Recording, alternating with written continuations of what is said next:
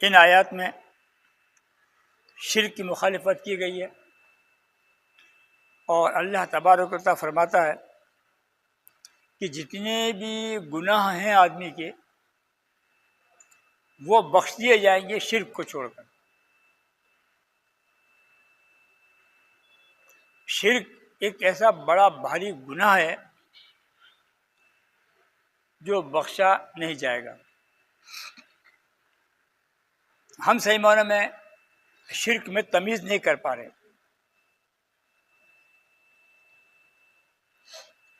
شرک کا مطلب ہوتا ہے کہ خدا کی ذات کے علاوہ کسی پر بھی بھروسہ کرنا یا یہ امید کرنا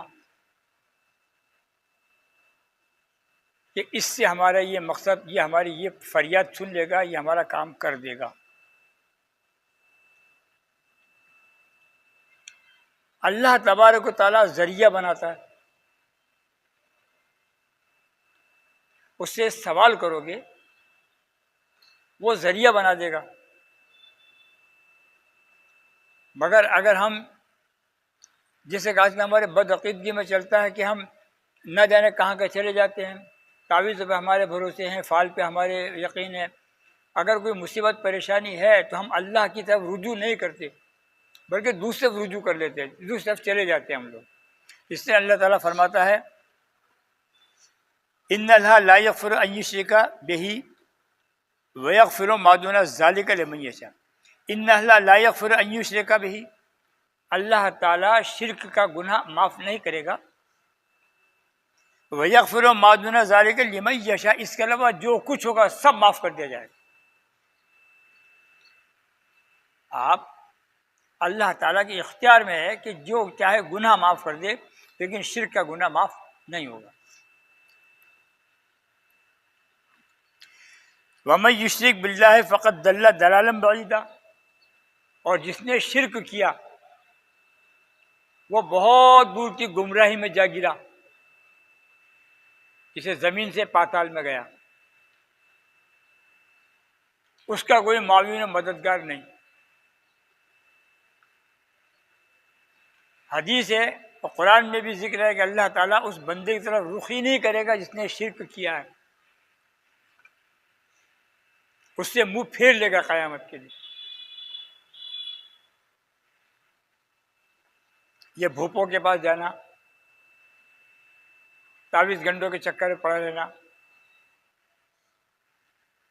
اور بہت ساری چیزیں ہیں، آپ دیوی دیوتوں کو مان لیتے ہیں، مندر میں چلے جاتے ہیں، کہیں بھی چلے جاتے ہیں، یہ بہت بڑا شرک ہے، یہ معاف نہیں۔ اب یوں تو سوال اگر ہم کریں تو غیر اللہ کو پکارنا بھی شرک ہے۔ یدعون من دونہ الا اناثا، یہ لوگ کیا کرتے ہیں؟ دیویوں کی پوجا کرتے ہیں، عورتوں کو دیویاں بنا کر کے ان کی پوجا کرتے ہیں۔ الا اناثا، یہ کسی کی پوجا نہیں کرتے بس دیویوں کی، عورتوں کی پوجا کرتے ہیں، عورتوں کو دیویاں بنا کر ان کی پوجا کرتے ہیں۔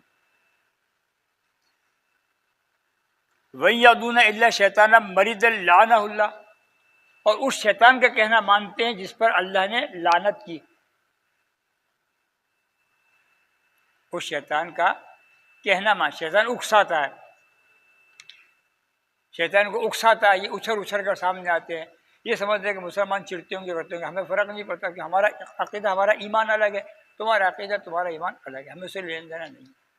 مگر یہ بات یہاں یہ لاگو ہوتی ہے کہ شیطان وَيَعْبُدُونَ إِلَّا شَيْطَانًا مَرِيدًا لَعَنَهُ اللَّهُ، ان کی پوجا پاٹ کرنے کے لیے، ان کو عبادت کی جگہ بنانے کے لیے شیطان ان کو اکساتا۔ کون شیطان؟ لعنہ اللہ، جس پر اللہ کی لعنت ہے، وہ شیطان اکساتا۔ وَقَالَ لَأَتَّخِذَنَّ مِنْ عِبَادِكَ نَصِيبًا مَفْرُوضًا، کون شیطان؟ کس شیطان پر لعنت؟ اس شیطان پر لعنت ہے جس نے روز ازل آدم کو سجدہ نہ کرنے کی پاداش میں جب اس کو ابلیس کہا، شیطان مردود کہا، ٹھکرایا ہوا کہا، جنت سے جب نکالا گیا تو اس نے وعدہ کیا تھا کہ الہ العالمین مجھے مہلت دے کہ میں تیرے بندوں کو ایک وقت تک کے لیے گمراہ کروں. یہ سارے دعوت شیطان کے ہیں. یعنی اپنی دیویوں کی پوجا کرا کے، جانوروں کی پوجا کرا کے میں ان کا اپنا حصہ لوں گا، یعنی بدلہ لوں گا اور اپنا حصہ لوں گا کہ اس میں میرا حصہ ہے، یہ مجھے چاہیے، اور اسے شرک کرواتا ہوں. ولا ادلنہم ولا ادلنہم ولا امنینہم ولا آمرنہم فلیبتکن آذان الانعام ولا آمرنہم. اب یہ ہے یہ ولا ادلنہم، یہ شیطان کیا کرتا ہے؟ ولا امنینہم، امیدیں دلاتا ہے، جھوٹی امیدیں. ایسا کر لو تو ایسا ہو جائے گا، یہاں چلے جاؤ تو ایسا ہو جائے گا، وہاں چلے جاؤ گے تو ایسا ہو جائے گا، جھوٹی امیدیں دلاتا ہے. ولا آمرنہم فلیبتکن آذان الانعام، اور حکم دیتا ہے کہ جانوروں کے کان چھید دو، ان پر کلپ لگا دو. یہ شیطان کہتے ہیں جانوروں کے سے کان چھید کر، اکثر دیکھو کان کاٹ دیتے ہیں، کٹ لگا دیتے ہیں، ڈام لگا دیتے ہیں. تو یہ شیطان ان کو اکساتا ہے، سکھاتا ہے کہ ایسا کر کے چھوڑ دو کہ یہ اللہ کے اس دیوی کے نام پر، اس دیوتا کے نام پر یہ اس طرح سے یہ ایسا کرواتا ہے. فلا یغیرن غیر خلق اللہ، اور کیا کرتا ہے؟ یہ انسان کی صورتیں بدل دیتا ہے. صورتیں یعنی مرد جو ہیں وہ عورتوں کے لباس میں آ جاتے ہیں، عورتوں کا طریق اختیار کر لیتے ہیں، اور عورتیں جو ہیں مردوں کا اختیار، شکلیں بدلوا دیتے ہیں. مرد کی شان کیا ہے؟ آج جا کے دیکھ لو آپ، بال بنا رکھے ہیں، چوٹیاں باندھ رکھی ہیں، کڑے پہن رکھے ہیں، ہاتھ گدا رکھے ہیں، اور نہ جانے کیسے بیل بوٹوں کے کلر کے کپڑے پہن رکھے ہیں. تو یہ ہے فلا یغیرن خلق اللہ، اللہ کی بنائی ہوئی چہروں کو تبدیل کر دیتے ہیں، شکلوں کو تبدیل کر دیتے ہیں. عورتوں نے مرد جینس پہن رہی ہیں، شرٹ پہن رہی ہیں، پورا آپا کھول رکھا انہوں نے، جسے مرد کو جائز ہے سو اس کو بھی جائز ہے. تو یہ شیطان کرواتا ہے سارے کام.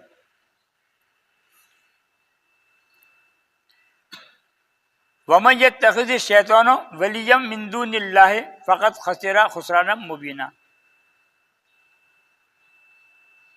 جن لوگوں نے شیطان کو دوست بنایا ہے وہ بہت بڑے نقصان میں ہیں، بہت بڑے گھاٹے میں ہیں. فقط خسرا خسرانا مبینہ، بہت بڑے گھاٹے میں ہیں، بہت بڑے نقصان میں. یعدہم ویمنیہم، یہ شیطان جو ہے انہیں جھوٹے وعدے دیتا ہے، امیدیں بناتا ہے.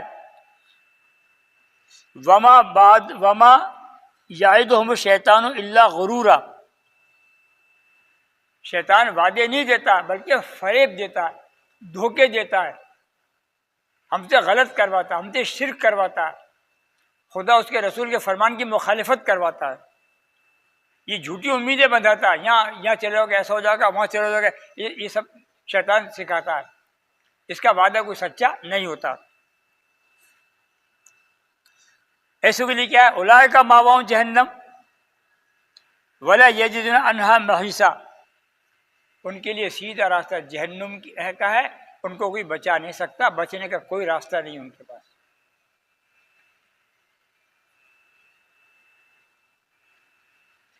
والذین آمنوا وعملوا الصالحات، اب ایمان والوں کی شان کیا ہے؟ ایمان کیا ہونا چاہیے؟ ایمان کیسا ہونا چاہیے؟ اگر کون سی زندگی ہماری ہے جب ہم دعویٰ کر سکتے ہیں کہ ہم شرک سے دور ہیں؟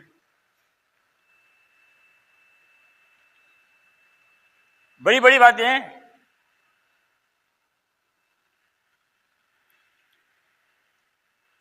یہاں جو غیر مسلموں کے فنکشن ہوتے ہیں ان میں جانا، جان کے دھارمک فنکشن ہوتے ہیں ان میں انٹرسٹ لینا، نماز نہیں پڑھنی ہے اس میں انٹرسٹ لینا، اکساتا ہے خوبصورتیوں کی طرف، اچھائیوں کی طرف، یہ جو ان کو اچھائی دکھتی ہے کہ یار یہ اس میں یہ رونق ہے، اس میں یہ، ان کی طرف اکساتا ہے، اس طرف لے جاتا ہے۔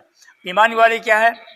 والذین آمنوا وعملوا الصالحات سندخلهم جنات تجری من تحتها الانہار خالدین فیہا ابدا، اور جو ایمان لائے، نیک کام کیے، ان کو جنت میں داخل کیا جائے گا، ایسی جنت میں جس کی نہریں بہہ رہی ہیں، وہ اس میں ہمیشہ ہمیشہ رہیں گے۔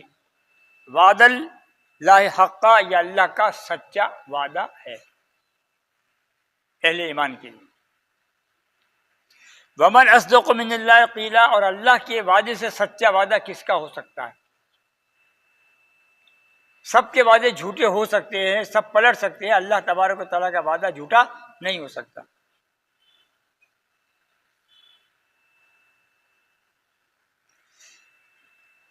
لیسا بامانیکم ولا امانی اہل الکتاب، چاہے وہ ایمان والا ہو، چاہے وہ اہل کتاب ہو،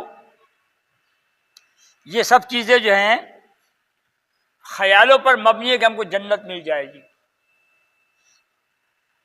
لوگ کہتے ہیں نا، ارے صاحب نعتوں کا تو عمل، صاحب نعت پڑھنے والے علماء کہتے ہیں اسٹیج پر کہ جنت ملے گا نعت پڑھنے والا، چاہے باہر جا کے شراب ہی پیتا ہو۔ یہ خیال ہے ہمارے۔ اجمیر چلے جاؤ، ساتھ میں حج ہو جائے گا، یہ خیال ہے ہماری۔ اصل ہے، نقل ہے۔ تو وہ اہل کتاب ہو یا ایمان والا ہو، یہ صرف ہمارے خیالات ہیں، ہمارے آرزویں ہیں، ہماری تمنا، میرے خواہشیں ہیں، کیا کچھ بھی ہو۔ وَمَن يَعْمَلْ سُوءًا يُجْزَ بِهِ وَلَا يَجِدْ لَهُ مِن دُونِ اللَّهِ وَلِيًّا وَلَا نَصِيرًا،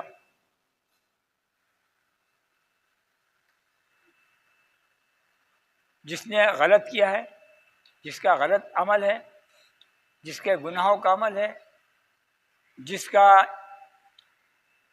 ایمان کے خلاف عمل ہے، وہ اللہ تعالیٰ کی مدد اس کو نہیں ملے گی اور نہ وہ کوئی حمایتی پا سکے گا۔ وَمَن يَعْمَلْ مِنَ الصَّالِحَاتِ مِن ذَكَرٍ أَوْ أُنثىٰ وَهُوَ مُؤْمِنٌ،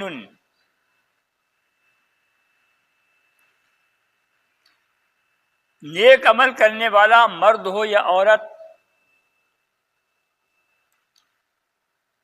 اگر مومن ہے تو فَأُولَٰئِکَ يَدْخُلُونَ الْجَنَّةَ وَلَا يُظْلَمُونَ نَقِیرًا، وہ جنت میں داخل کیا جائے گا اور اس کا نقصان نہیں ہوگا، وہ ٹوٹے میں نہیں رہے گا، عورت ہو کے مرد۔ ہمیں تو عورتیں کرتے ہی نہیں، عورتیں بالکل ہی، مرد خالی تو عورتوں کی بات کیا کرتے ہیں۔ اب عمل کیسا؟ وَمَنْ أَحْسَنُ دِينًا مِمَّنْ أَسْلَمَ وَجْهَهُ لِلَّهِ وَهُوَ مُحْسِنٌ،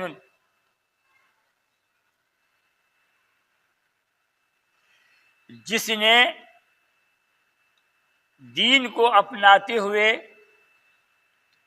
یا دین پر عمل کرتے ہوئے، یا وَمَنْ أَحْسَنُ دِينًا، اس کا دین سب سے اچھا ہے، اس کا دین سب سے اچھا ہے، دین احسن ہے، جو تمام طرف سے چھوڑ کر فقط اپنا چہرہ اللہ کے آگے جھکا دے، اللہ کے آگے سر تسلیم خم کر دے، اللہ کے آگے سجدہ کر دے، اللہ کے آگے جھک جائے، سارے رشتے ناطے توڑ کر۔ رشتے ناطے توڑنے سے مراد کیا ہے؟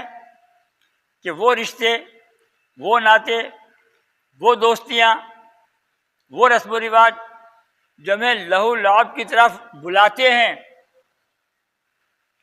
ان سب سے یہ یقین کر کے یہ اللہ کا احکام نہیں ہے، یہ اللہ کے رسول کی سنت سے تعلق نہیں رکھتا ہے، ان باتوں کو چھوڑ کر وہ صرف اللہ کی طرف رجوع کر لے کہ نہیں، میں ایمان والا ہوں، میں اللہ پر ایمان رکھتا ہوں، ان چیزوں سے میرا کوئی لینا دینا نہیں ہے، یہ ہے اللہ کی طرف جھک جانا خلوص۔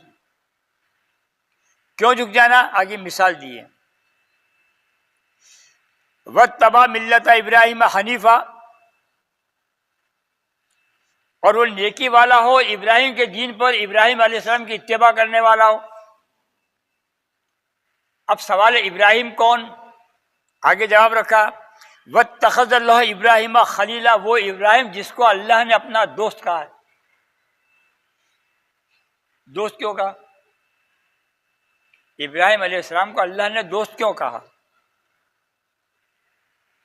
کیونکہ جس دور میں آپ آئے وہ دور بت پرستی کا تھا، اور بادشاہ نمرود جو ہے اس کا سرغنہ تھا، سارے کام وہ کرواتا تھا۔